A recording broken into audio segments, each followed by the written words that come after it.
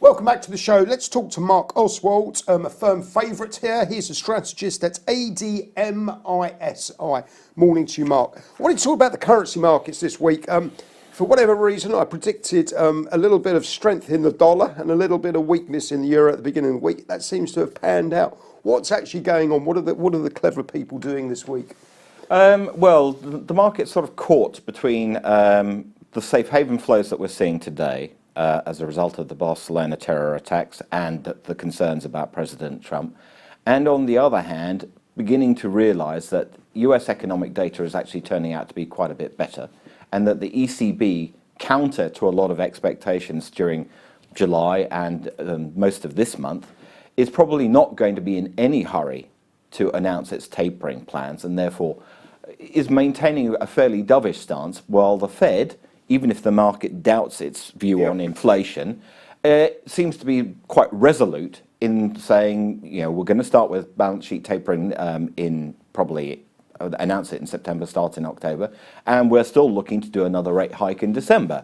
So you then look at where we've got to with dollar euro above all, and you ask yourself, well, in that case, why, when US interest rates are so much higher than euro area interest rates, and when you're in a situation where the prospects for the spreads between US and euro interest rates are actually that they widen further rather than narrow, why would one want to be colossally long of the euro and short the dollar? And to a certain extent, what you've got, I think yesterday was more than amply demonstrated. We had the minutes, or the account as they're called, of the ECB's council meeting in July, where it became clear that they're really in no hurry to tighten. And so we saw a little bit of a sell-off in the euro, but there's been solid buying all week long, not 100% clear who, but just below this 117 level. It's suspected that some of the central banks that have been colossally short in FX reserve terms are now starting to cover some of their shorts. They're underweight positions. Yeah, it's not a short position, obviously they're a central bank, so it's an underweight position in terms of allocation to the euro.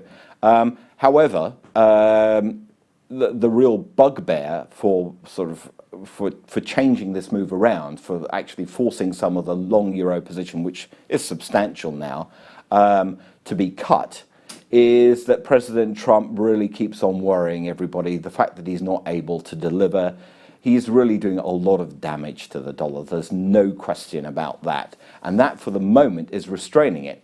If we were to get into a situation either where he seems to be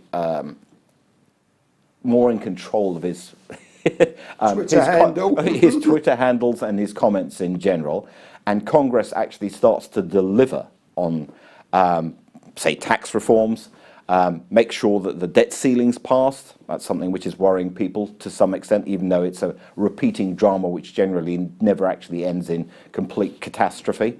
Then I think there's plenty of room for the dollar to appreciate quite substantially.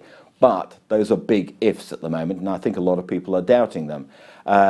Nevertheless, when I look at the premium of dollar interest rates versus euro, yen, Swiss franc, sterling, i.e. the other major currencies, one can't help but feel that just covering some of the short dollar positions and perhaps getting a little longer is probably quite a good strategy at the moment. Yep.